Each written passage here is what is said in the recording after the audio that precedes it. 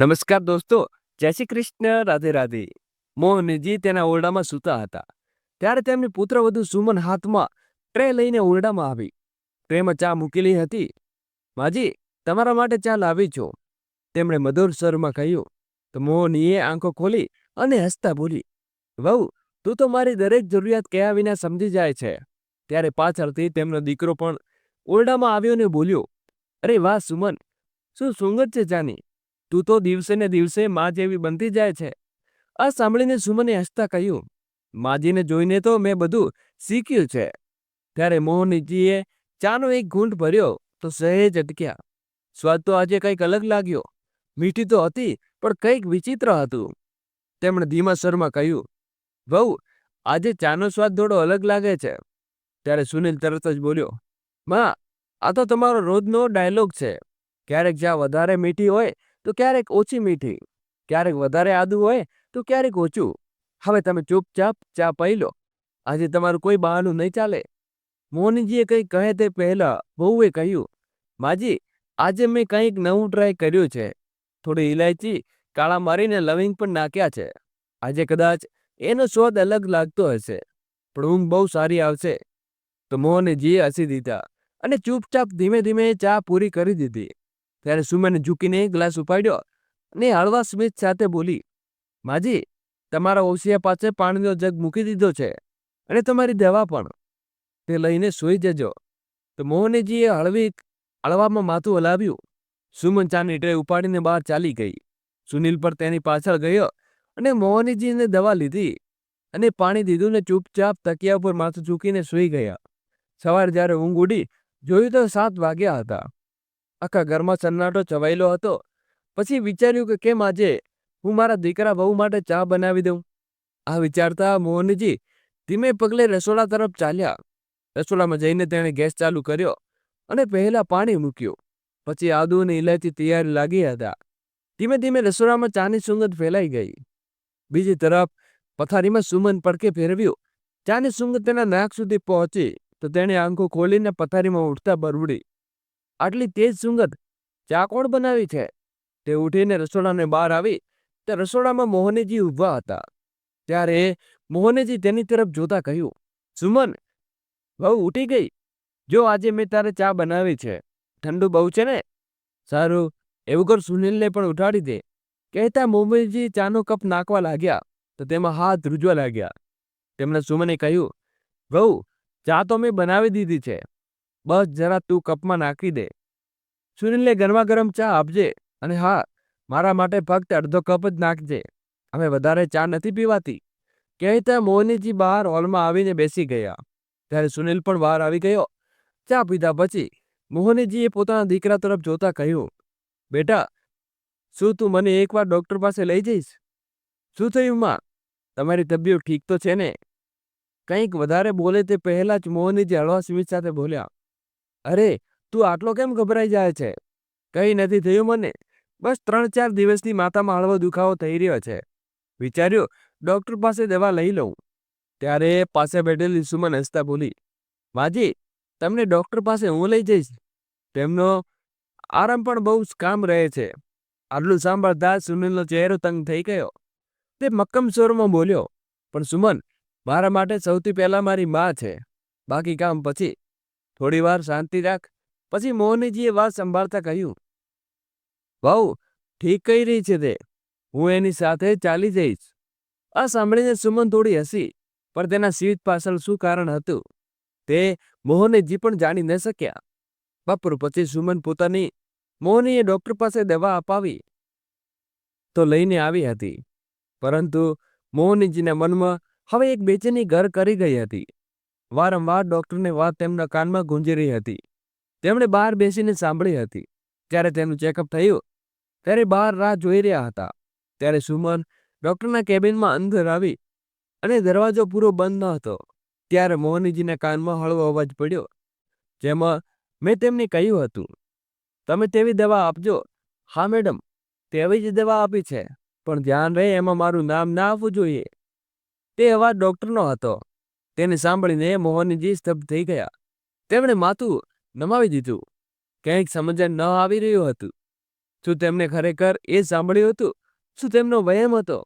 તેના દિલને કહ્યું, ના સુમન, આવી ન હોઈ શકે. પણ મગજમાં હજી સવાલોથી ભરેલું હતું. તેમ છતાં તેમણે સુમનને કંઈ પૂછ્યું નહીં. બસ ચૂપચાપ પોતાના ઓરડામાં ચાલ્યા ગયા. પણ દિલ હવે બેચેન રહેવા લાગ્યું હતું. દોસ્તો, આગળ વિડીયો શરૂ કરું એની પહેલા વિડીયોને લાઈક કરી અમારી નાનકડી ચેનલને સબસ્ક્રાઇબ કરવાનું ભૂલશો નહીં. તે પોતાની જાતે સવાલ કરતી હતી. ક્યારેક મનમાં પોતાનો ડર અને ક્યારેક અવાજ સાંભળવા લાગે છે. કદાચ એ જ થયું કે સુમન જો કંઈ ખોટું કરશે તો આટલો પોતપોતાની મારી સેવામાં શા માટે કરતી? આ વિચારીને તેને ધીમેથી હસી અને બોલી, કદાચ હું પાગલ થઈ ગઈ છું. મારી વહુ તો ખરેખર બહુ સારી છે. પણ દિલ જે માની રહ્યું હતું તે દિમાગ માનવા તૈયાર ન હતું. ક્યાં કોઈ વાત તો જરૂરી હતી જે ધીમે ધીમે ખુલવાની હતી. 1 મહિનો આમ જ વીતી ગયો. 1 મહિના મોહનજી રોજની જેમ ઘરની બહાર બનેલા નાના બગીચામાં ટગલી રહ્યા હતા. ઠંડી હવામાં હળવા ઝોકા તેમના દુપટ્ટા સાથે રમી રહ્યા હતા. ત્યારે તેની નજર એક ખૂણામાં ઊભી તેમની વહુ સુમન ઉપર પડી. તે કોઈ અજાણ્યા યુવક સાથે વાત કરી રહી હતી. મોહનજીને નવાઈ લાગી. તેમણે થોડું ધ્યાનથી જોવાની કોશિશ કરી, પણ કંઈ સમજમાં ન આવ્યું. તે ધીમેથી બગીચાને પથ્થરની બનેલી બેન્ચ ઉપર છુપાઈ ગયા. તેનું મન બેચેન ઉઠ્યું. ત્યારે સુમન આ સમય આ અજાણ્યા સાથે શું વાત કરી રહી છે તે વિચારી રહ્યા હતા. ત્યારે યુવકે તેમના ખિસ્સામાંથી એક સફેદ કવર કાઢ્યું અને સુમન તરફ લંબાવ્યું. સુમને આજુબાજુ જોયું, પછી કવર લીધું. છોકરો ત્યાંથી જતો રહ્યો. આ બધું જોઈને મોહનજીનું મન વધારે વ્યાકુળ થઈ ગયું. તેના મનમાં એક સાથે ઘણા સવાલો ઉઠવા લાગ્યા. ત્યારે લાગ્યા, આખરે છોકરો કોણ હતો? તેમને સુમનને કવર કેમ આપ્યું? અને એમાં શું છે કે સુમન આટલી ખુશ થઈ રહી છે? ત્યારે સુમને કોઈને ફોન કર્યો અને બોલી, હા, વધુ એક જ થઈ રહ્યું છે. પ્લાન કર્યું હતું. તેના પછી સુમનના મોંમાં કંઈક એવું નીકળ્યું જે સાંભળીને મોહનજીના રૂ ઉઠી ગયા. સ્તબ્ધ થઈ ગયા. સુમન ફોન પર વાત પૂરી કરીને ત્યાંથી જતી રહી હતી. પણ મોહનજી હજી પણ એ જ જગ્યાએ પથરાયેલા આંખોમાં ઊભા હતા. તેમણે કોઈક રીતે પોતાની જાતને સંભાળી અને દ્રુતતા પગલે પોતાના ઓરડા તરફ ચાલ્યા ગયા. ઓરડામાં જઈને ચૂપચાપ પથારીમાં સૂઈ ગયા. આંખો ખુલી હતી, પણ આંખોમાં હવે ઊંઘ જગ્યાએ ડર અને શંકા હતી. તેમણે કંઈ નહીં, અહીં સુધી પોતાના દીકરા સુનિલને પણ નહીં. થોડી વાર પછી જ્યારે સુમન ચા લઈને ઓરડામાં આવી તો મોહનજીએ પોતાના સામાન્ય દેખાવની પૂરી કોશિશ કરી. માજી, ચા પી લો. હળદી રસમ ગરમ છે. ઠંડીમાં સારી લાગશે. તો મોહનજીએ હસવાની કોશિશ કરી, પણ તે સ્મિત એકદમ ફીકું થઈ ગયું. તેમણે માથું હલાવ્યું અને ફક્ત એટલું જ કહ્યું, મૂકી દે, પછી પી લઈશ. સુમને તેમને ધ્યાનથી જોયા, પણ કંઈ પૂછ્યા વિના ચાલી ગઈ. દરવાજો બંધ થતાં જ મોહનજીએ પોતાની સાડીના પાલવથી આંખો લૂછી લીધી અને ચૂપચાપ ચાનો કપ ઉપાડીને ચા બારીમાંથી બહાર ફેંકી દીધી અને ચૂપચાપ જઈને પોતાના પલંગ ઉપર સૂઈ ગયા.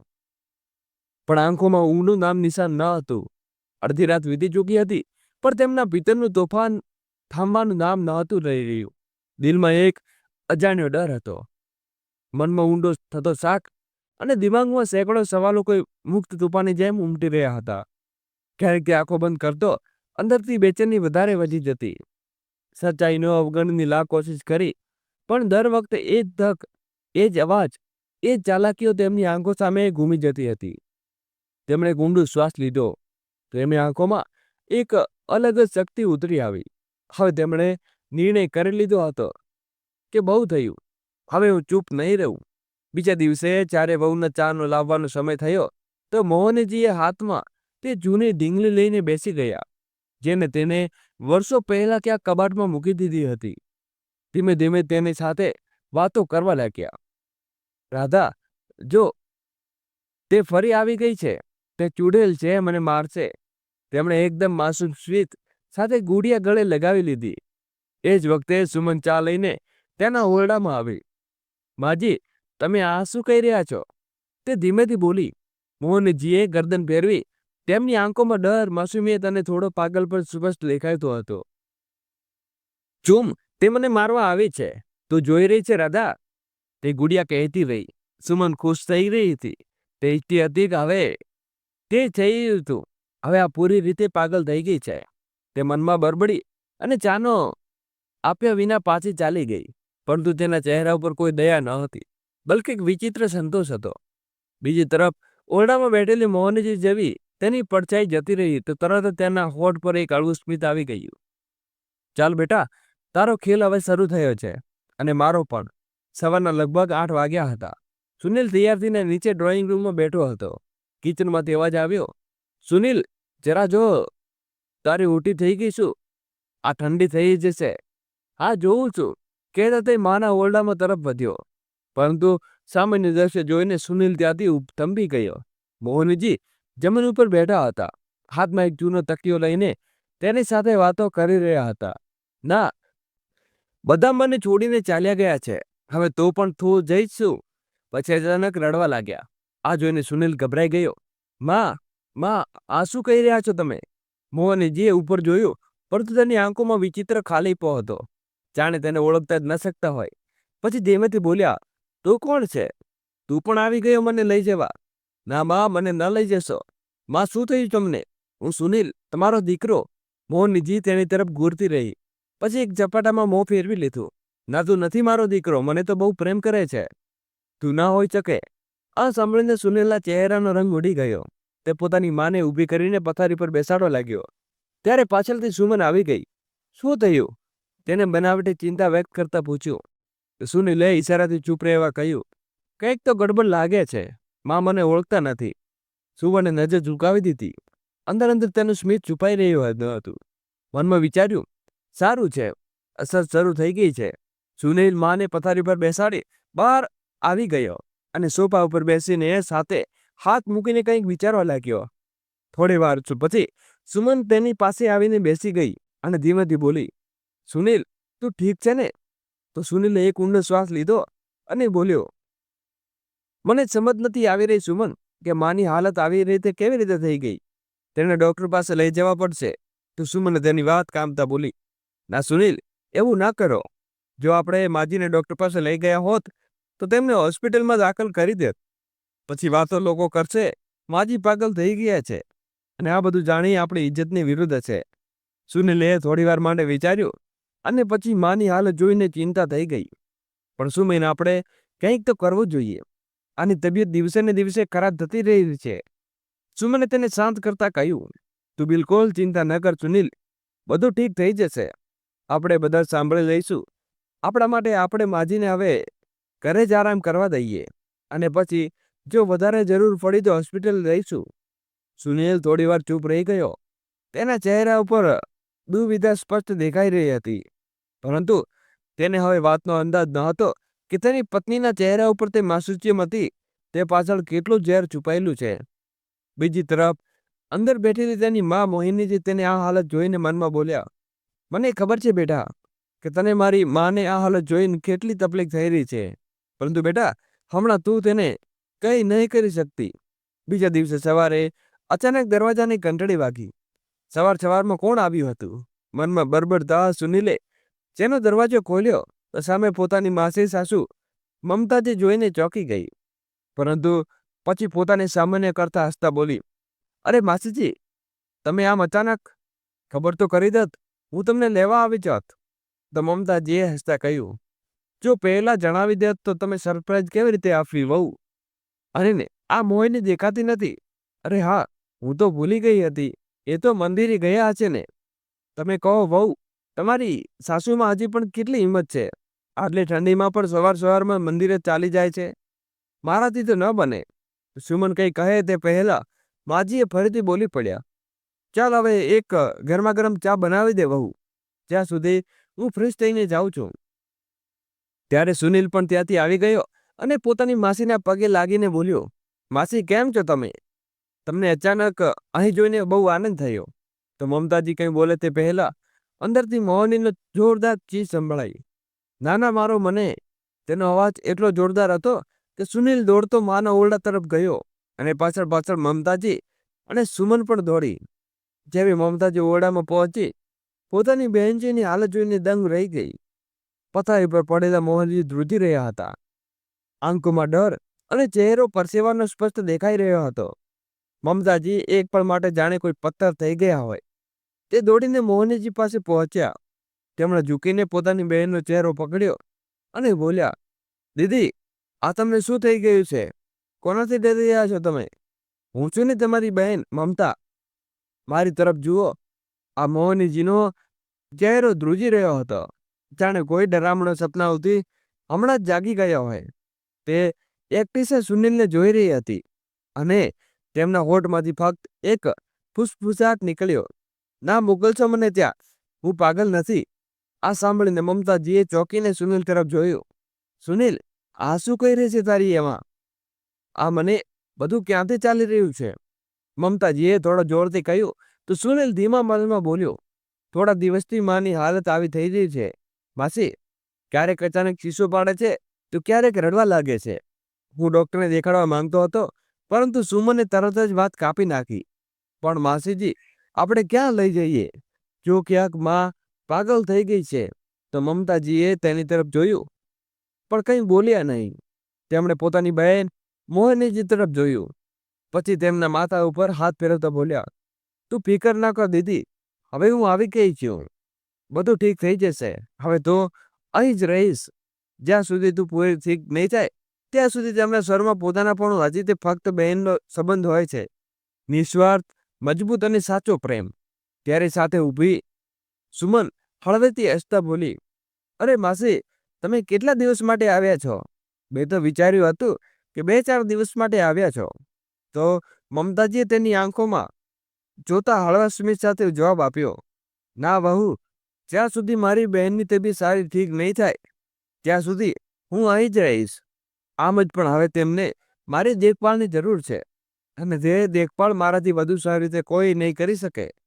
આ સાંભળીને પાસે ઉભેલો સુનિલ, જે માની હાલત જોઈને અંદર તૂટી રહ્યો હતો, એક ઊંડો શ્વાસ લઈને બોલ્યો, માસી, હવે સાચું કહી રહ્યા છો ને કે તમે અહીં જ રહેશો? હવે જ્યારે તમે અહીં છો તો મને ખૂબ રાહત મળી રહી છે. હું માને આમ નહીં જોઈ શકતો, પણ હવે લાગે છે કે બધું ઠીક થઈ જશે. ત્યારે સુમને પણ ખોટો સ્મિત સાથે કહ્યું, હા બિલકુલ માસી, તમે જો અમને પણ તકલીફ રહેશે. હવે મોહનજીને ઊંઘ આવી ગઈ હતી. મમતાજીએ પ્રેમથી બહેન તરફ જોયું અને પછી ધીમા અવાજે બોલ્યા, ચાલ દીદી સૂઈ ગઈ છે, હવે તેને આરામ કરવા દો. અને વહુ, મેં તને હજી સુધી ચા નથી પીવડાવી. કહેતા મમતાજી બહાર આવી ગયા તો સુનિલ અને સુમન બહાર આવી ગયા. આખો દિવસ આમ જ વીતી ગયો. રાત્રે લગભગ બધા ડાઇનિંગ ટેબલ પર બેસીને જમી રહ્યા હતા. સાદગીભર્યું વાતાવરણ હતું. ત્યારે સુમને પોતાની સ્મિત બહુ ચાલાકીથી છુપાવતા કહ્યું, માસીજી, એક વાત પૂછું, તમને ડર નથી લાગતો? માસીજી, આ પાગલપંથી. આ સાંભળીને એક પળ માટે ટેબલ ઉપર સન્નાટો છવાઈ ગયો. સુનિલે પોતાની થાળી છોડી દીધી અને ગુસ્સાથી સુમન તરફ ઘૂરતા બોલ્યો, સુમન, આ તું શું બોલી રહી છે? મારી માં ઠીક છે, બસ ક્યારેક તેમને કંઈક યાદ નથી રહેતું. અને હા, મારી માં પાગલ નથી. સુનિલના અવાજમાં પોતાની માં માટે સન્માન અને ગુસ્સો બંને હતા. મમતાજીએ પણ કડક સ્વરમાં કહ્યું, બહુ, આજે તો તારા મોંમાંથી આ વાત નીકળી ગઈ, પરંતુ હવે તે ભૂલથી પણ મારી માં બહેન પાગલ ના ગઈ હતી. આ સાંભળીને સુમન ચહેરો અચાનક ફીકો પડી ગયો. તે ડરેલી દેખાવા લાગી, પરંતુ મનમાં તેની ચાલાકી હસી રહી હતી. એ પાગલ નહીં તો થઈ જશે. દવા ધીમે ધીમે અસર તો કરી રહી છે. ડાઇનિંગ ટેબલ ઉપર બધાને જેમ તેમ જમ્યું. પછી રાત્રે બધાના જમાનામાં જ કોઈ ને કોઈ ખામોશ હલચલ જરૂર ચાલી રહી હતી. જમ્યા પછી બધા સુવા ચાલ્યા ગયા તો મમતાજી પણ પોતાની બહેનના ઓરડામાં સુવા માટે ચાલ્યા ગયા. દરવાજો ધીમેથી બંધ કર્યો અને પોતાની બહેન પાસે જઈને બેસી ગયા. ત્યારે મોહનજીએ આંખો ખોલી તો બંને બહેનો આંખોમાં એક સરખી ચમક હતી. મમતાજી ધીમેથી કહ્યું, દીદી, બધું એવું થઈ રહ્યું છે જેવું તમે વિચાર્યું હતું. હવે આગળ શું કરવાનું છે? મોહનજીએ હળવેથી માથું હલાવ્યું અને બોલ્યા, હવે સમય છે મારી વહુને તેની ભાષામાં જવાબ આપવાનો. તું બસ આમ જ બધું જોઈ રહે છે, પરંતુ સુમને ખબર ના પડવી જોઈએ કે તમે કંઈ ખબર છે. તે બંનેની આંખોમાં એક ઉદ્દેશ હતો, સત્તાઈ સામે લાવવાની ને વહુના કાવતરાને ઉજાગર કરવાનો. પોતાની સાસુને પાગલ સાબિત કરી દેવા માંગતી હતી. હકીકતમાં મોહનજીએ એ જ પોતાની બહેન મમતાજીને ફોન કરીને અહીં બોલાવ્યા હતા. દીદી, કહો ને હવે આપણે શું કરવાનું છે? મમતાજીએ મોહનજી તરફ જોતા કહ્યું. મોહનજી બોલ્યા, બસ તું કાલે કોઈ પણ રીતે મંદિરે લઈ આવ, ત્યાં જ હું તને બધું જણાવીશ. બીજા દિવસે સવારે મોહનજીના દરવાજા ઉપર એક અલગ જ આત્મવિશ્વાસ હતો, જાણે આજે કંઈક મહત્વપૂર્ણ થવાનું હોય. જેવી બંને બહેનો તૈયાર થઈને મંદિર જવા લાગી તો સુમને નવાઈથી તેને જોતા કહ્યું, માસીજી, આટલી સવારે મંદિર? કોઈ વિશેષ પૂજા છે શું? તો મમતાજીએ હળવેથી હસતા બોલી, બસ એમ જ મન થયું ભગવાનના દર્શન કરવાનું, અને દીદીનું મન થયું તો થોડું હળવું થઈ જશે, એટલે વિચાર્યું મંદિરે જઈ આવીએ. ત્યારે પાછળથી સુનિલે થોડો પરેશાન થતા કહ્યું, માસી, તમને તો ખબર છે માની તબિયત અચાનક બગડી જાય છે, એવામાં તમે એકલા કેવી રીતે સંભાળશો? તો સુમને પણ તરત હામાં હા મિલાવી. બીજી માસીએ, મંદિરે જવાનું આટલું જ મન છે તો હું પણ સાથે લઈ ચાલ્યો છું. ત્યારે મમતાજીએ સુનિલના ખભા પર હાથ મૂકીને કહ્યું, બેટા, તું ફિકર ના કર, તારી માં બિલકુલ ઠીક છે. જ્યાં સુધી હું તેની સાથે છું તેમને કંઈ નહીં થવા દઉં. અને હા, બહુ સાથે તારું ચાલવાનું હમણાં સુધી નથી, એટલે તું તારા ઘરના કામમાં છો. આટલું કહીને બંને બહેનો મંદિર માટે નીકળી ગઈ હતી. પરંતુ હવે ફક્ત દર્શન માટે નહીં, પરંતુ એક નવી શરૂઆત તરફ પગલાં માંડવા.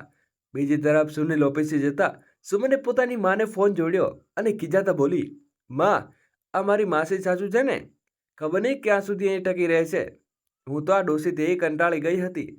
હવે તેની બહેન પણ આપણા સાથે ચડી બેઠી છે. તેની વાત સાંભળતા સામેથી માનો અવાજ થોડો કડક થઈ ગયો. જો બેટા, તું જે કરી રહી છે એ ઠીક નથી. આખરે સાસુ પણ તો માં જ હોય છે. ત્યારે સુમિને લગભગ ચીસો પાડતા કહ્યું, જો માં, હવે મને ફરીથી એ જ શરૂ ના કરશો. આ જ કારણ છે હું તમારી સાથે વધારે વાત નથી કરતી. તમે હંમેશા તેની તકદારી કરો છો. પરંતુ બેટા, તું જે કહી રહી છે તેનું પરિણામ સારું નહીં આવે. સુનિલ તને કેટલો પ્રેમ કરે છે, અને તું જે તેની માને પાગલ બનાવવા પર તૂટી પડે છે. હવે તેની માં કંઈ વધારે બોલે તે પહેલા સુમને ગુસ્સામાં ફોન કાપી નાખ્યો. તેના ચહેરા ઉપર હળવી બેચેની હતી, પરંતુ તેની આંખોમાં હજુ પણ ચાલાકીનું તણખલું સ્પષ્ટ દેખાતું હતું. બીજી તરફ મંદિરે પહોંચીને મોહિનીએ અને મમતાજીએ સૌથી પહેલા ભગવાનના દર્શન કર્યા, અને પછી થોડી વાર ત્યાં શાંતિથી બેઠા બાદ મંદિરના પ્રાંગણમાં ખૂણામાં તરફ જઈને મોહિનીએ મમતાજીનો હાથ પકડતા કહ્યું, ધ્યાનથી સાંભળ, હવે આપણે શું કરવાનું છે, પરંતુ જે પણ થશે તેનું એક પણ પગલું વિચારવું પડશે. કોઈને જરા પણ ખબર ના પડવી જોઈએ. હા દીદી, તું બસ બોલ, હવે હું તારી સાથે છું. જે પણ કરવું હશે તે કરીશ, પરંતુ હવે તારી ચૂપીને આંખોમાં આંસુ મારાથી નહીં જોવાય. ત્યારે મોહનજીએ થોડી ઝૂકીને ધીમા સ્વરમાં કહ્યું, મમતા, એ તો કહે છે મને જે કહ્યું હતું તે ગુપ્ત કેમેરો તું શું લઈ આવી છે? તો મમતાજીએ તરત જ પોતાના બેગ તરફ ઇશારો કર્યો અને હસતા બોલ્યા, હા દીદી, હું લાવું છું. મારા પુત્રો પાસે મંગાવ્યો હતો. બહુ જ નાનો ને ખાસ કેમેરો છે. દિવાલમાં કે સોફા ઉપર લગાડી દો પણ કોઈને ખબર નહીં પડે. આ સાંભળીને મોહનીના ચહેરા ઉપર એક હળવે સ્મિત આવી ગયું, જાણે કોઈ યુદ્ધની તૈયારી થઈ ગઈ હોય. બહુ સારું કર્યું તે મમતા. હવે બસ તમે યોગ્ય જગ્યાએ લગાવવાના છે, અને પછી જો કેવી રીતે બધું સામે આવે છે. તે મને પાગલ સાબિત કરવાની કોશિશ કરી હતી છે ને, હવે પોતે નહીં બચી શકે. મોહનજીએ વાત સાંભળીને મમતાજી થોડી વાર ચૂપ રહ્યા. પછી તેમના ચહેરા ઉપર સવાલોની છાયા ઊભી થઈ. પરંતુ દીદી, એક વાત તો કહો, તમને કેવી રીતે ખબર પડી કે તમને પાગલ બનાવવાનું કાવતરું કરી રહી છે? આ સાંભળીને મોહનજીનો ચહેરો પળભરમાં કાળો પડી ગયો. આંખો એકદમ શૂન્યમાં તાકવા લાગી, જાણે કોઈ બહુ ભયાનક દ્રશ્ય તેમની સામે મમતા પાછું આવ્યું હોય. મોહનીએ પછી ધીમેથી બોલ્યા, મમતા, તે દિવસે હું પાર્કમાં એકલી બેઠી હતી. ત્યારે અચાનક મેં વહુને જોઈ. તે કોઈની સાથે ફોન ઉપર વાત કરી રહી હતી, પરંતુ તેને ખબર ન હતી કે મેં તેની તે બધી વાત સાંભળી લીધી હતી. તેના તે શબ્દો આજે પણ મારા કાનમાં ગુંજી રહ્યા છે. તે કહી રહી હતી, શું હજી 1 મહિનો લાગશે મારી સાસુને પાગલ થવામાં? હું તો તેમને રોજ દવા અને ચા ટાઈમસર આપું છું, તો પણ અસર આટલી વાર કેમ નહીં થઈ રહી છે? કોઈ એવી દવા નથી જેનાથી તે જલ્દી પોતાનું દિમાગ ગુમાવી બેસે? કહેતા મમતાજીનું ગળું ભરાઈ આવ્યું, પણ તેમણે પોતાને સંભાળતા કહ્યું કે પછી વહુએ જે કહ્યું તેણે મારી રૂહ સુધી હટાવી દીધી. તેણે કહ્યું, એવું કરો, મારી સાસુને એક ઇન્જેક્શન અપાવીને મારી નાખો, પછી ના કહેશે વાસ કે ના વાગશે વાંસળી. આ સાંભળીને મમતાજીની આંખોમાં આંસુ અને ગુસ્સાના તોફાન એકસાથે ઉમટી પડ્યા. શું આટલી નીચી સોચ? જાનથી મારવાનું કાવતરું! હવે તો તેને ભગવાન પણ માફ નહીં કરી દીધી. હવે તેના દરેક પાપનો પર્દાફાશ થશે અને દુનિયા જોશે કે પોતાની સાસુને પાગલ બનાવવાની વહુને શું હાલત થાય છે. ત્યારે મોહનજીએ કહ્યું, ચાલ મમતા, હવે સુમનની સચ્ચાઈ સુનિલ સામે લાવવાનો સમય આવી ગયો છે. આ કહેતા જ બંને બહેનો હસી. આજે ઘણા દિવસો બાદ મોહની હસી શક્યા હતા. હવે બંને બહેનોનું મન એક જ લક્ષ્ય પર કેન્દ્રિત હતું, સાચો પર્દાફાશ કરવો. પરંતુ ચૂપચાપ મોટી ચાલાકી અને સમજદારીથી ઘરે પાછા ફર્યા. મમતાજીએ મોકો જોઈને તેનો ગુનો નાનો કેમેરો ગુપ્ત રીતે કેમેરો કાઢ્યો તે પોતાના પૌત્ર પાસે મંગાવ્યો હતો.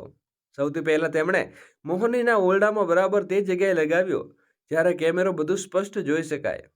પછી તેમણે એક બીજો કેમેરો રસોડામાં લગાવ્યો જ્યાં સુમન અવારનવાર તેમની દવાઓ અને ચાની વ્યવસ્થા કરતી હતી. બીજા દિવસે એક એવો મોકો આવ્યો જેની તેમને રાહ હતી. સુનિલના ઓફિસે જતા સુમને કહ્યું, માસીજી, હું તમારા બંને માટે ચા બનાવી દઉં છું. જો મમતાજીએ ધીમેથી કહ્યું, વહુ, હું તો નહાવા જઈ રહી છું, પરંતુ દીદી બોલી રહ્યા છે, ચા પીવા માટે તેમને બોલાવી દે. આ સાંભળીને સુમનના ચહેરા ઉપર એક અલગ જ ખુશી આવી ગઈ. તેમને લાગ્યું કે સાસુ સાથે વાત કરવાનો અથવા એમ કહેવો કે પોતાનું અસલી રૂપ દેખાડવાનો યોગ્ય મોકો છે. મોહનજી પોતાના પલંગ ઉપર સૂતા હતા ત્યારે તેમણે કંઈક આભાસ થયો કે તોફાન આવવાનું છે. ત્યારે દરવાજો ખોલ્યો અને સુમન ચાની ટ્રે અંદર લઈ આવી. લો માજી, તમારા માટે ચા લાવી છે, સુમને કહ્યું. પરંતુ તેમના સિવામાં એક વિચિત્ર ચાલાકી દેખાતી હતી. મોહનીએ જેવી તેની આંખોમાં જોયું, તેને અહેસાસ થઈ ગયો કે આજ મોકો છે. તેમણે તરત પોતાની યોજના અમલ કરવાનું ફરીથી ડરનું નાટક શરૂ કરી દીધો. તેમના હાથ પગ ધ્રુજવા લાગ્યા. સુમન પહેલા તો થોડી પળો તેમને જોતી રહી. પછી જાણે તેને ખાતરી થઈ ગઈ કે સાસુને ફરીથી હુમલો આવી ગયો છે. તે અચાનક બદલાઈ ગઈ. તેણે મોહનીને જોયા અને જોરથી હસવા બોલી, જોયું ડોસી, મારી આપેલી દવાની અસર દેખાવા લાગ્યો છે. હવે તે દિવસ દૂર નથી જ્યારે આ ઘરમાં ફક્ત અને ફક્ત મારું જ રાજ હશે. તારા દીકરાને તો હું મારી આંગળીના ઈશારે નચાવીશ. હજી સુધી તો તે માની માળા જપની હતી, હવે જોજે ફક્ત અને ફક્ત પોતાની પત્નીની માળા જપશે. આટલું કહીને જોશી જોરથી હસી અને પછી જતા જતા પોતાની સાસુને પગથી ધક્કો મારીને બહાર નીકાળી ગઈ, જેનાથી મોહનજી પલંગ ઉપર નીચે પડી ગયા. ઓરડામાં ફરીથી સન્નાટો છવાઈ ગયો અને મોહનીએ થોડી પળો ધીમે ધીમે ઉડતા ચારે તરફ જોયું. તેમના શ્વાસ ઝડપથી ચાલી રહ્યા હતા, પરંતુ તેની આંખોમાં આંસુઓથી સાથે એક રાહત પણ હતી. તેઓ ચૂપચાપ જઈને નાનો ગુપ્ત કેમેરો બંધ કર્યો અને સાવધાનીથી તે એક કપડામાં લપેટીને કબાટમાં છુપાવી દીધો. હવે તેમની પાસે સુમનની અભિલાષનો પુરાવો હતો. તેમાં ઈરાદાનો જેવો કોઈ સાંજે સુનિલ પાછો ઘરે ફર્યો તો દરવાજો ખોલતા જ સુમન જોરથી રડતા સુમનને ગળે વળગી પડી અને બોલી, જો સુનિલ, હવે મારે આ ઘરમાં નથી રહેવું. આજે તો તારી માએ મારું ગળું દબાવી દીધું હતું. બહુ મુશ્કેલીથી હું મારી જાન બચાવીને નીકળી છું. આ સાંભળીને સુનિલ એકદમ દંગ રહી ગયો. શું, માએ તારું ગળું દબાવ્યું? તેણે તરત જ પોતાની મા તરફ જોયું. તે હજી ચૂપચાપ પોતાના ઓરડામાં દરવાજા પાસે બેઠી હતી. મમતાજીએ વિશ્વાસ ન થયો કે સુમન આટલો મોટો આરોપ લગાવી રહ્યો છે. ત્યારે સુમને પોતાની ગરદન દેખાડતા કહ્યું, આ જુઓ, લાલ નિશાન અને પુરાવા જોઈએ છે તને.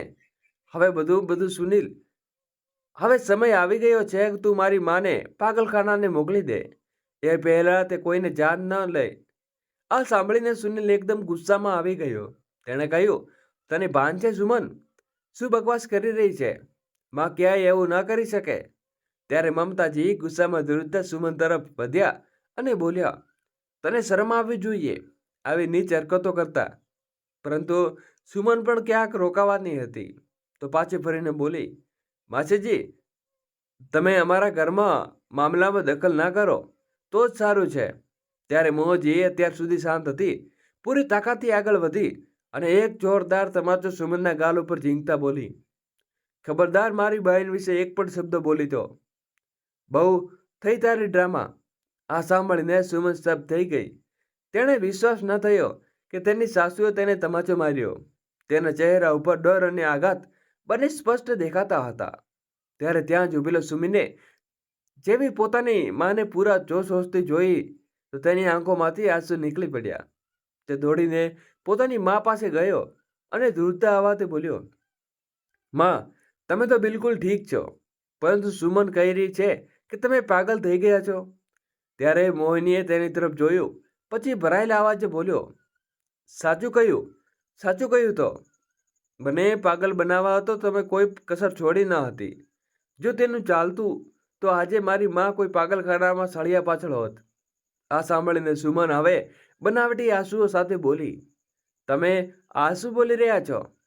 એવું કંઈ નથી. પરંતુ સુનિલ હવે સ્તબ્ધ થઈ ગયો હતો. તેણે પોતાના કાન ઉપર વિશ્વાસ નહોતો થઈ રહ્યો. માં, તમે આ બધું શું બોલી રહ્યા છો? મોહનીએ સુનિલ તરફ જોયું અને મક્કમ અવાજે બોલ્યો, સુનિલ, હવે સમય આવી ગયો છે કે તું પોતાની આંખોમાં બધું જો. આ તે સત્ય છે જે અત્યાર સુધી કોઈ જોઈ શક્યો નથી. તેમણે પોતાના ઓરડામાં લગાવેલા ગુપ્ત કેમેરામાંથી કાઢેલી મેમરી કાર્ડ પોતાના મુઠ્ઠીમાં બહાર કાઢી અને સુનિલની હથેળી પર મૂક્યું હતું. જ્યારે મમતાજી પણ તરત જ રસોડા તરફ વળ્યા અને ત્યાં છુપાયેલા બીજા કેમેરાનું મેમરી કાર્ડ કાઢી લાવ્યા અને સુનિલના હાથ પર મૂકતા બોલ્યા, અને આ તે બીજું કાર્ડ છે જે રસોડામાં ખેલ થઈ રહ્યો હતો. એ પણ રેકોર્ડ થયો છે. હવે નિર્ણય તું પોતે કરીશ કે તારે શું કરવું છે. તો સુનિલે ધ્રુજતા હાથે બંને કાર્ડ પોતાના લેપટોપમાં લગાવ્યા. જેવો તે પહેલા વિડીયો પ્લે કર્યો તો બજારની નજર સ્ક્રીન પર ચોંટી ગઈ. વિડીયોમાં તે સીન ચાલી રહ્યો હતો જે સુમન પોતાની સાસુ સાથે હરકતો કરી રહી હતી. જો મારી આપેલી દવાની અસર, હવે તો દિવસ દૂર નહીં જાય જ્યારે આ ઘરમાં મારું જ રાજ જશે. તમારો દીકરો મારી આંગળીએ ઈશારે નાચશે. હજી સુધી માની માળા જપતો હતો ને, હવે મારી જપશે. ચાલ પાગલ, ક્યાં નહીં.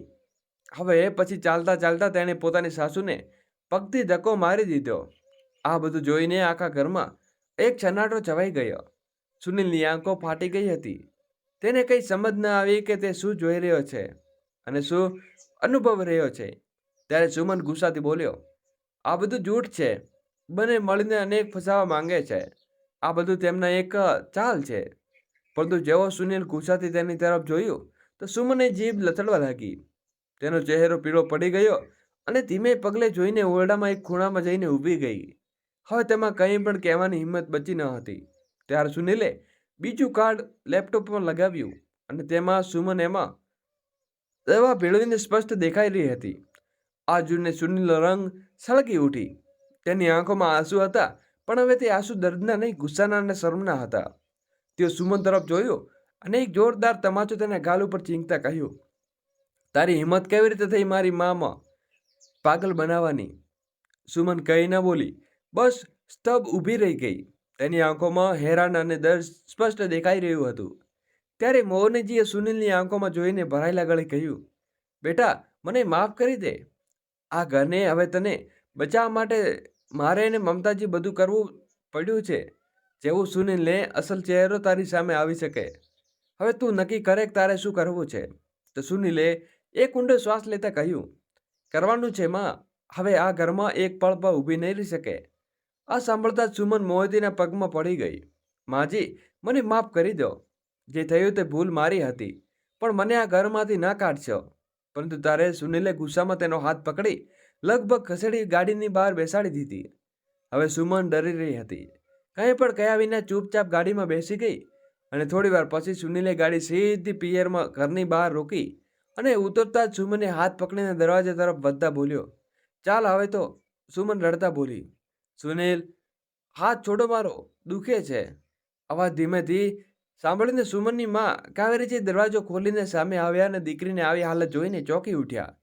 અરે, આ બધું શું થઈ રહ્યું છે? તો સુનિલે તેની તરફ ઘૂરતા બોલ્યા, સાંભળો તમારી દીકરી અને પ્યારથી રાખું છું. હવે જો તેને મારા ઘરમાં પગ મૂક્યો તો મારાથી ખરાબ કોઈ નહીં હોય. છૂટાછેડાના કાગળો તમારા સુધી પહોંચી જશે. આટલું કહીને સુનિલ પાછળ જોયા વિના ત્યાંથી નીકળી ગયો. તો સુમન ત્યાં જ દરવાજા ઉપર બેસીને ધ્રુસકે ધ્રુસકે રડવા લાગી. ત્યારે તેની માએ નારાજગીથી તેની તરફ જોતા કહ્યું, જોયું, એટલે જ કહેતી હતી કે બધું ના કર, પણ તને તો ફક્ત સાસુને પાગલ કરવામાં પડી હતી. હવે રોતી રહે જિંદગીભર. આટલું કહીને તેની મા પણ અંદર ચાલી ગઈ. સુમન હવે પોતાના કૃત્ય ઉપર પછતાવો થઈ રહ્યો હતો, પરંતુ હવે બહુ મોડું થઈ ગયું હતું. બીજી તરફ સુનિલ મા પાસે પાછો આવ્યો અને મોહનજીને ગળે લગાવીને રડી પડ્યો. મા, આ બધું જો તમે પહેલા જણાવી દીધું હોત તો તમારે આ દિવસો ના જોવા પડત. ત્યારે મોહનજીએ આંખોમાં પણ આંસુના ભરાઈ આવ્યા. તેમણે દીકરાના માથા પર હાથ મૂકતા કહ્યું, બેટા, હું ડરતી હતી કે જો તે મને વહુ વિશે કંઈ પણ કહ્યું તો શું મને ખોટી સમજીશ. ત્યારે મમતાજી હસતા આવ્યા અને બોલ્યા, આલો ગરમા ગરમ હલવો લઈને આવી છું. હવે બહુ થયું રડવાનું. હવે બધું ઠીક થઈ ગયું છે અને આપણને ભગવાને આભાર માનવો જોઈએ. જો કે આ બહુને જાણમાંથી બચાવી લીધા. હવે ઘરનું વાતાવરણ બિલકુલ બદલાઈ ગયું હતું. દુઃખની જગ્યાએ ખુશી હતી. બંને બહેનો આંખોમાં હવે આંસુ નહીં, ફક્ત શાંતિ અને સંતોષની ચમક દેખાઈ રહી હતી. બીજી તરફ સુમને લાચાનમાં આવીને પોતાની વહુ મંગાવી દીધું હતું. તે ઈચ્છતી હતી કે તેનો પતિ ફક્ત એ જ બની શકે, પરંતુ પોતાના સ્વાર્થમાં એ પણ ભૂલી ગઈ હતી કે પ્રેમ, સન્માન અને પોતાના પણ જોર જબરદસ્તીથી નથી મળતું. તે તો પોતાના કાર્યોને સાચા દિલથી કમાવવું પડે છે. તેને કમાવામાં નિષ્ફળ રહી. તો દોસ્તો, તમને આ વાર્તા કેવી લાગી? કમેન્ટ કરીને જરૂરથી જણાવજો. જો વાર્તા સારી લાગી હોય તો પ્લીઝ વિડીયોને લાઈક કરો, શેર કરો અને અમારી ચેનલને સબસ્ક્રાઈબ જરૂરથી કરી દેજો. જય શ્રી કૃષ્ણ, રાધે રાધે. દોસ્તો, સ્ટોરી નંબર 2 હમણાં ચાલુ થાય છે. ત્યાં સુધી જોડાયેલા રહેજો. વિશાલની રજાઓ પૂરી થવા આવી રહી હતી અને પાછો ડ્યુટી ઉપર જવાનો સમય થઈ ગયો હતો. ગેસ પર ચાનું પાણી ઉકળતું રહ્યું અને તેની ઉપર ઉકળતી લાગણી તેના પત્ની તનુના મનમાં ઉઠી રહી હતી. દિલ કઈ બેચેની હતું. સરહદ ઉપર રોજ નવા વિવાદો ઊભા થઈ રહ્યા હતા. ફૌજીઓની રજાઓ રદ થઈ ગઈ હતી. વિશાલ પણ પૂરો 7-8 મહિના પછી આ વખતે ઘરે આવી શક્યો હતો. તે તો ફક્ત થોડા દિવસો માટે છેલ્લા 8 મહિનાઓથી સતત સર્ચ ઓપરેશન, આતંકવાદીઓને પકડવામાં જંગલ અને ખતરનાક વિસ્તારોમાં ફરતો રહ્યો છે. મહિનાઓમાંથી તે એક દિવસ પણ શાંતિથી બેસી શક્યો નથી.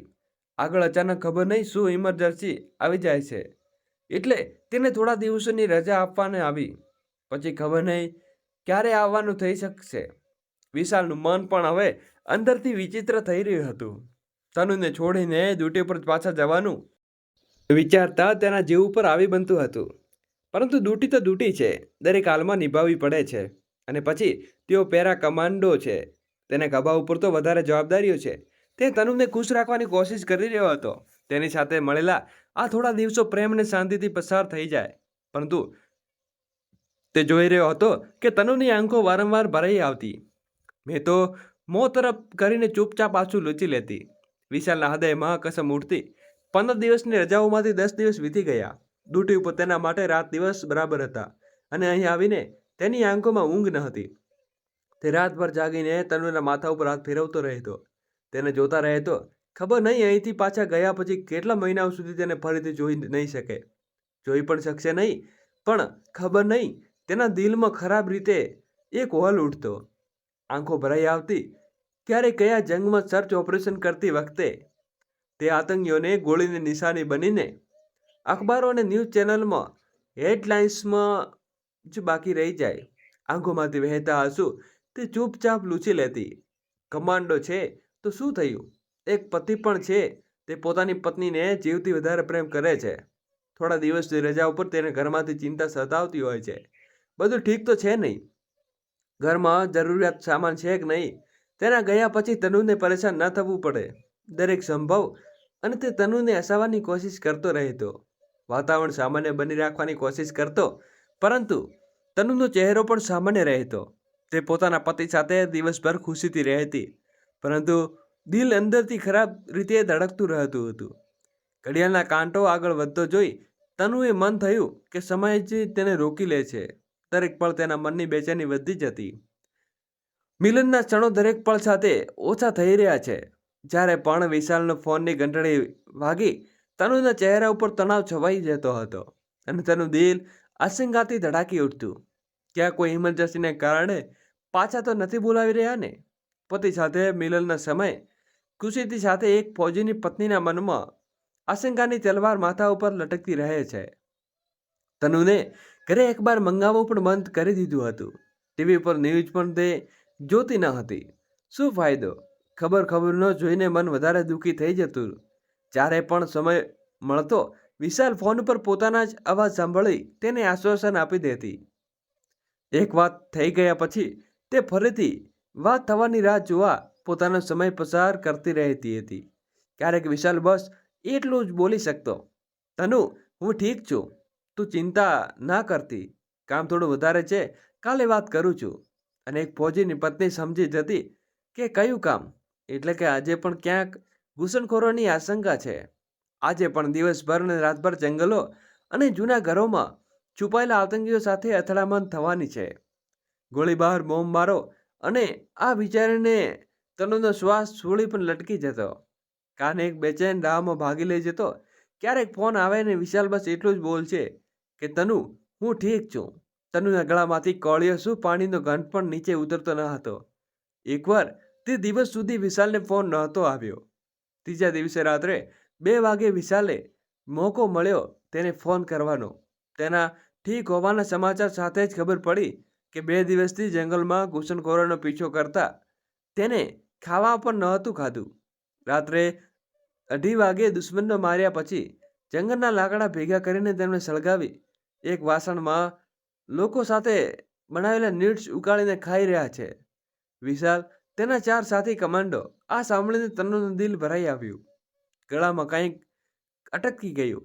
ત્રીજા દિવસે સાંજે જ્યારે આખું જંગલ સારી રીતે તપાસી બધા દુશ્મનો ખતમ કરીને વિશાલે યુનિટમાં જઈને ખાવાનું ખાધું ત્યારે તનુના ગળામાંથી રોટલી નીચે ઉતરી. અરે, તમે આ શું કહી રહ્યા છો? વિશાલે રસોડામાં કંઈ કામ કરતો જોઈને તનુ પૂછ્યું. તે હમણાં જ નહાવા ગઈ હતી. પનીરનું શાક બનાવી રહ્યો છું, વિશાલે જવાબ આપ્યો. તમે બેસો, હું બનાવું છું. તનુએ પ્રેમથી કહ્યું. તું રોટલી બનાવ, આજે શાક હું મારા હાથે બનાવીને ખવડાવું છું. વિશાલે ડુંગળી ટામેટા કાપતા બોલ્યો. તનુએ જોયું તો વિશાલ રસોડામાં કામ કરતો એટલો ખુશ લાગી રહ્યો હતો. હંમેશા ગ્રેનેડને બંદૂક પકડીને રાખેલો મજબૂત માણસ આજે પોતાની પત્ની માટે ખાવાનું બનાવી રહ્યો છે.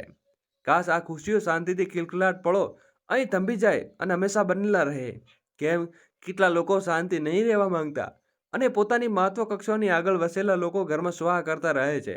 વિશાલની રજા 15 દિવસ વીતી ગયા. આજે રાત્રે તે પાછો જવાનો હતો. તનુ નહાવા ગઈ તો વહેતા પાણી નીચે લાંબા સમય સુધી આંસુ વહાવતી રહી. હૃદયમાં વિચિત્ર દુખાવો થઈ રહ્યો હતો. વિશાલ સામે રડીને તેને નબળો પાડવા માંગતી ન હતી, એટલે થાવર નીચે તે પોતાના મનનો ભાર કાઢી રહી હતી. રાત્રે જ્યારે વિશાલે બસ સ્ટેન્ડ સુધી છોડવા માટે ડ્રાઈવરે કાર કાઢી તો તનુએ ફરી પોતાને સંભાળી શકાયું નહીં. તે વિશાલના ખભા ઉપર માથું મૂકીને હબકે ચડી. ના જાઉં મને છોડીને પગલી, તું હંમેશા મને હિંમત બંધાવતી રહે છે. તું જ આવી નબળી પડી જઈશ તો મારું શું થશે? વિશાલે તેના માથા ઉપર હાથ ફેરવતા કહ્યું. હું કેવી રીતે રહીશ હવે તમારા વિના? આજકાલ તો એક પળ માટે પણ શાંતિ નથી મળતી. દરેક પળ એક ડર લાગ્યા કરે છે. તનુ ડૂસકું ભરતા બોલી. મારા માટે રહેવું શું આસાન હશે તમારા વિના? બસ થોડા મહિનાઓની વાત છે. શરદ અને આસપાસના વિસ્તારોમાં શાંતિ થઈ જાય પછી હું તને મારી સાથે લઈ જઈશ, અથવા મારી પોસ્ટિંગ અહીં કરાવવાની છે. કોશિશ કરીશ. પોતાના કમાન્ડો પર ભરોસો રાખ. તારો પ્રેમ અને સાથ છે ને, તે મારી સાથે છે. વિશ્વાસ રાખ અને કંઈ નહીં થાય. વિશાલે તેને ગળે લગાવતા કહ્યું. તનુએ આંખોમાંથી સતત આંસુ વહી રહ્યા હતા. તનુ, લિપસ્ટિક લગાવીને આવ, અચાનક વિશાલ બોલ્યો. કેમ? તનુને નવાઈથી પૂછ્યું. જા લગાવીને આવ, વિશાલે આગ્રહથી કહ્યું. તનુ જઈને લિપસ્ટિક લગાવીને આવી. આના ઉપર પોતાના હોઠનો નિશાનો દેજે. વિશાલે પોતાનો મોબાઈલ ફોન તનુના ચહેરા સામે કર્યો. તનુએ પોતાના હોઠ મોબાઈલના કવર ઉપર મૂકી દીધા. તેના લાલ હોઠ સફેદ કવર ઉપર છપાઈ ગયા. હવે આગળના થોડા મહિનાઓ માટે આ જ યાદ વિશાલના આધાર બની રહેશે. બંને ભગવાનને પ્રણામ કર્યા. વિશાલે તનુની માંગમાં સિંદૂર ભર્યું. એક નજર ભરી તેને જોઈ. અને મનમાં પીડામાં એક લકીર ચમકી ઉઠી. એક ભયાનક વિચાર આવ્યો જેને તેને બળપૂર્વક તે જ સમયે ખંખેરી નાખ્યો. તનુના હાથ પકડીને ભારે મને તે ઘરની બહાર આવ્યો. જેમ તેમ તાળું માર્યું ને એક નજર ઘરને જોઈ. શું ફરીથી જોવાનું નસીબ થાય છે કે ના થાય, કે આ વખતે જવાનું છેલ્લું જવાનું થઈ જાય છે? એક કમાન્ડો માટે આ વાતનો કોઈ ભરોસો નથી હોતો. બસમાં ચડતા પહેલા વિશાલે તનુને સમજાવ્યું કે પોતાનું ધ્યાન રાખજે અને જો રડવાનું બિલકુલ નહીં, નહીંતર તો ત્યાં મારા માટે ડ્યુટી નિભાવવી બહુ મુશ્કેલ થઈ જશે. દરેક પળમાં હું તારા માટે અટવાયેલો રહે છે. તને મારી બિલકુલ ચિંતા ના કરશો. તમે બસ પોતાનું ધ્યાન રાખજો. જી, અને જલ્દી પાછા આવજો. તનુ રડવા બોલી. બસ નીકળવાનો સમય થઈ ગયો હતો. વિશાલે બેગ ઉપાડ્યો અને એક નજર તને જોઈ. તેને ગળે લગાવ્યો અને પાછો વળીને ઝડપથી બસમાં ચડી ગયો. જો તે એક પળ માટે વધારે તનુ પાસે ઊભો રહ્યો હોત તો જવાનું વધારે મુશ્કેલ થઈ જાત. પોતાનું ધ્યાન રાખજે તનુ, વિશાલે બસના દરવાજા ઉપર ઊભો થઈને કહ્યું અને હાથ લંબાવતા તેના વિદાય આપી. તનુ પણ હાથ હલાવીને તેને વિદાય આપવા લાગી. બસ ધીમે ધીમે આગળ વધવા લાગી. આંસુઓની નીચે ધૂંધળ જતી વિશાલે બસ આખરે ઓચલ થઈ જતું. તનુ આવીને કારમાં બેસી ગઈ. માથું બરાબર રીતે રચોનું થઈ ગયું. ફૌજીની પત્ની જીવનનો આ સૌથી મોટો મુશ્કેલ પળ હોય છે. એવું લાગે છે જાણે કોઈના હૃદય શરીરની બહાર કાઢીને નીચોડી દીધું હોય. ત્યારે ઘરે આવ્યો ક્યારે તેને પાછું ખોલ્યું ખબર નહીં. ડ્રાઈવર ગાડી પકડીને પોતાના ઘરે જતો રહ્યો. નીચેના બધા દરવાજા બંધ કરીને તે ઉપર આવી. ઓરડામાં પગ મૂકતા તનુને હૃદય એક હોલ ઉઠ્યો. ખાલી ઘર, ખાલી ઓરડો, ખાલી પલંગ અને કપાયેલા ઝાડ જેવી એક પલંગ ઉપર પડી ગઈ. આંખોમાંથી આંસુઓની ધારા વહી રહી હતી. પણ શું કરી રહ્યું હતું? હૃદયમાં વિચિત્ર દુખાવો થઈ રહ્યો હતો. વિશાલ વિના ખાલી ઘર, વિશાલ વિના ખાલી ઓરડો, વિશાલ વિના સૂનો પલંગ અને વિશાલ વિના ખાલી ખાલી મન અને જીવન. બીજી તરફ વિશાલની બસ રસ્તા ઉપર આગળ વધી રહી હતી અને તેના દિલમાં તનુથી દૂર થવાનો અહેસાસ પણ બહુ ઝડપથી ઊંડો થતો હતો અને થઈ રહ્યો હતો. દરેક પળ તેનું મન કરતું હતું કે ઉતરીને પાછો જતો રહે. બેચેનીમાં તેને હાથ હૃદય ઉપર ગયો. જેવું ટી શર્ટ ખિસ્સા ઉપર તને લિપસ્ટિકનું નિશાન હતું તેના જ્યારે તેમને ગળે લગાવ્યો હતો, કદાચ જ્યારે લાગી ગયું હશે. બહુ રોકો પછી તેને બહુમાંથી આંસુ નીકળ્યા. તેણે ઝડપથી બારીમાંથી બહાર જોવાનું બહાર કરીને પોતાના આંસુ વાળ્યા અને લૂછ્યા. મનમાં ફરી એકવાર વિચાર આવ્યો કે બસ રોકવાથી ઉતરી જાય, પણ જઈને પોતાના ઘરમાં પોતાના પલંગ પર આરામથી સૂઈ જાય. પરંતુ પોતાની તનુ સાથે તેને છેલ્લા 10-12 વર્ષની નોકરી, છેલ્લે રેકોર્ડ પણ એક પણ લાલ નિશાન ન હતું. હજી પણ તે નહોતો ઈચ્છતો કે એવું કંઈ થાય. તેના અંદરમાં પતિ અને એક ફૌજી વચ્ચે જબરજસ્ત યુદ્ધ ચાલી રહ્યું હતું. એક તરફ પત્નીનો પ્રેમ હતો અને એક તરફ દેશ પ્રત્યે ફરજ નિભાવના ભાવના. આ સમય બંને ભાવનાઓ પર પળમાં એકબીજા ઉપર હાવી થઈ રહી હતી. બંને આવેશમાં તેનાથી સંભાળી શકાય તેવું ન હતું. તેમણે પોતાના ખિસ્સામાંથી મોબાઈલ ફોન બહાર કાઢ્યો અને તેના કવર ઉપર તનુના હોઠ છુપાયેલા હતા. વિશાલે તેના ઉપર હોઠ મૂકી દીધા. તે શહેરથી બહાર નીકળી ચૂકી હતી. તેણે વિચાર્યું તનુ હવે ઘરે પહોંચી ગઈ હશે. વિશાલે તેને ફોન લગાવ્યો.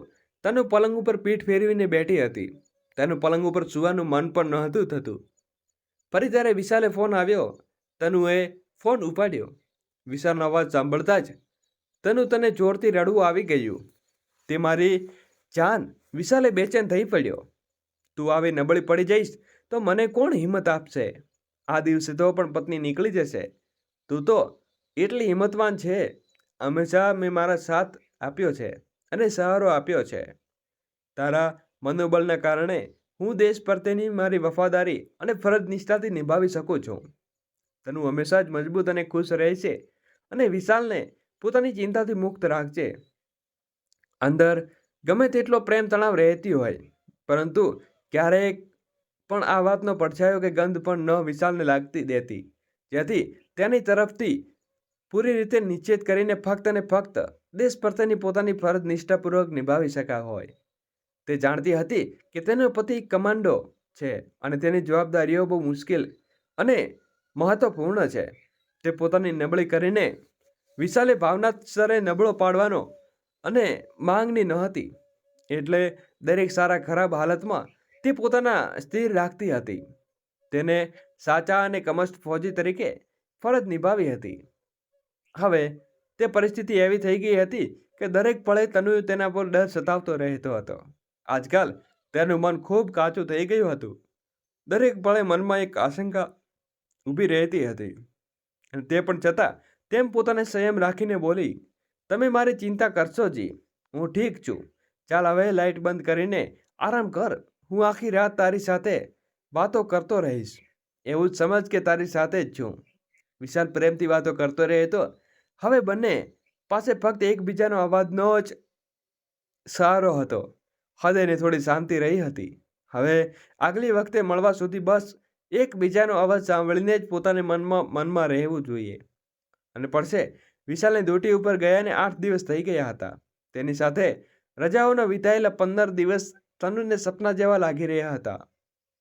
જીવનમાં ફરીથી તે જ સન્નાટો, ખાલીપો અને સહજ ક્યારેય મિલન થઈ જશે. આ બધું તો કદાચ ફૌજીની પત્નીને લગ્નમાં જ બંધાયેલું બાંધી દે છે.